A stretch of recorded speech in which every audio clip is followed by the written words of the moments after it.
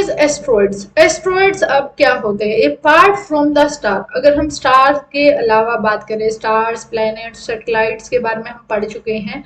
There are numerous tiny bodies which also move around the sun, और कुछ ऐसी बहुत से ऑब्जेक्ट्स हैं जो कि सन के चारों तरफ घूम रहे हैं, और इन्हीं बॉडीज को हम एस्ट्रॉइड्स कहते हैं। यानी कि इनको हम क्या कह रहे हैं?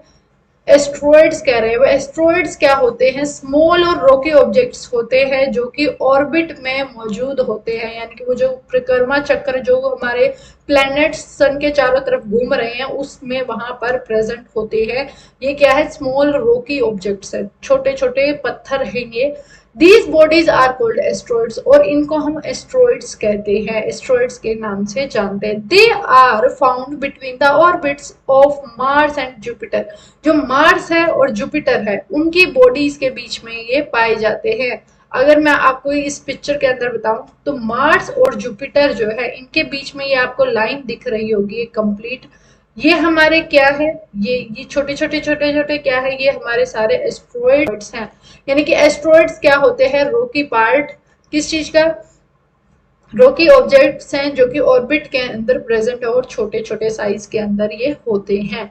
These bodies are called asteroids. They are found between, किसके बीच में पाए जाते हैं? ऑर्बिट, किसकी ऑर्बिट के बीच में पाए जाते हैं? मार्स और जुपिटर जो है उन दोनों के बीच में ये पाए जाते हैं। Scientist are of the view that asteroids are the part of a planet which exploded many years back. यानी कि अब ये क्या है? ये कौन से पार्ट है? अब आप सोचो कि एक जो हमारी ऑर्बिट है जहां पर जो प्लैनेट्स है वो रिवॉल्व कर रहे हैं या घूम रहे हैं उसके हमारे सन के चारों तरफ, तो बीच में ये पत्थर कहाँ से आए?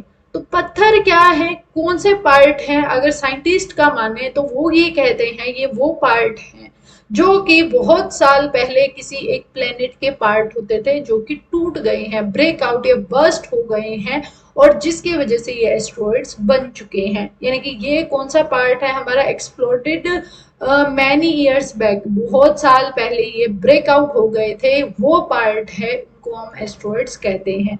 अब आती है बात मिट्रॉइड्स। मिट्रॉइड्स कौन से होते हैं?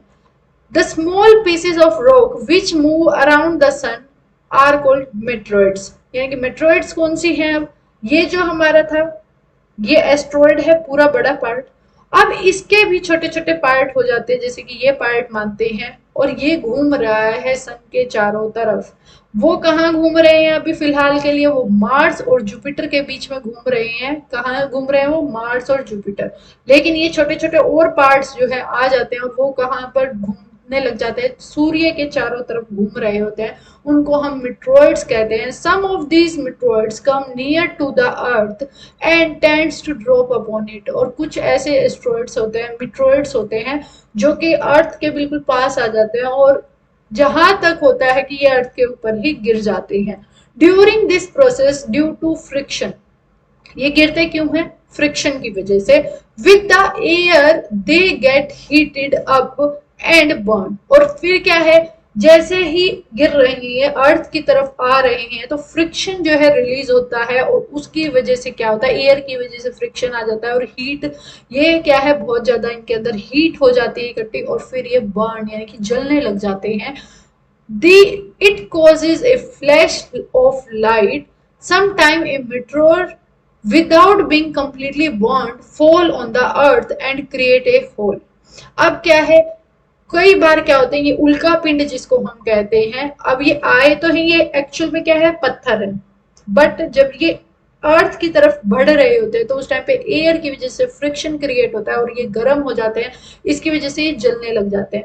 तो कुछ हमारे जो मिट्रॉइड्स होते हैं ना वो जलते हुए, यानी कि उनके अंदर आग होती है और वो सीधा ही अर्थ पर आकर गिर जाते हैं और वो एक होल क्रिएट कर देते हैं, यानी कि होलो, यानी कि हमारे अर्थ में ही क्या कर देते हैं?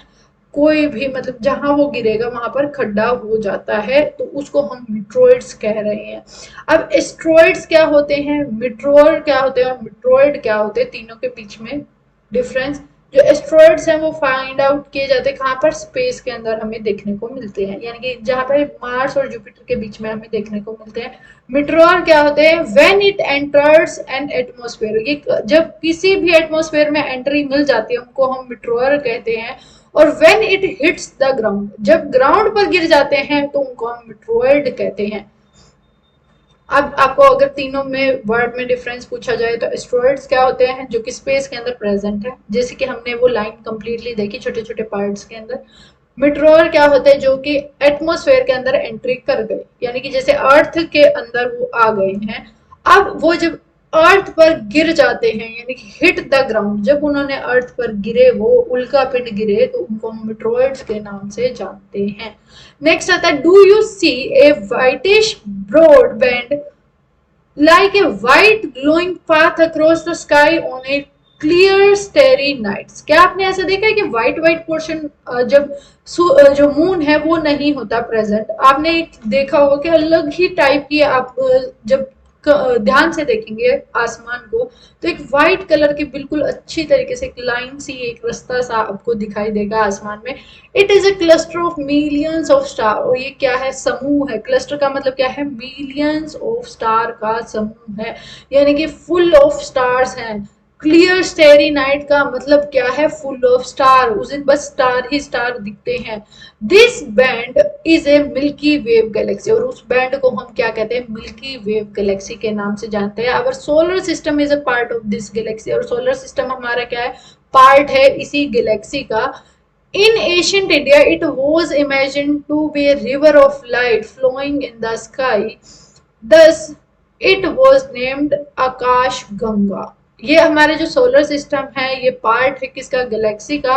और ये जो हम अगर एशियन टाइम की बात करें इंडिया के अंदर, इसको कहा जाता था कि एक नदी बह रही है, सफेद नदी जो है बह रही है आसमान में, तो उसको जो है नाम दिया गया आकाश गंगा। तो आकाश गंगा आप बता सकते हैं क्या है, cluster of millions of star, यानी कि बहुत बड़ा समूह है स्टार्स का, और जो कि पूरा का पूरा क्या एक तरीके से एक रास्ते पर पाथ से बनी हुई है, जैसे कि ये दिख रहा है आपको, एक पाथ सी बनी हुई है इनकी, और इसको हम आकाश गंगा के नाम से जानते हैं।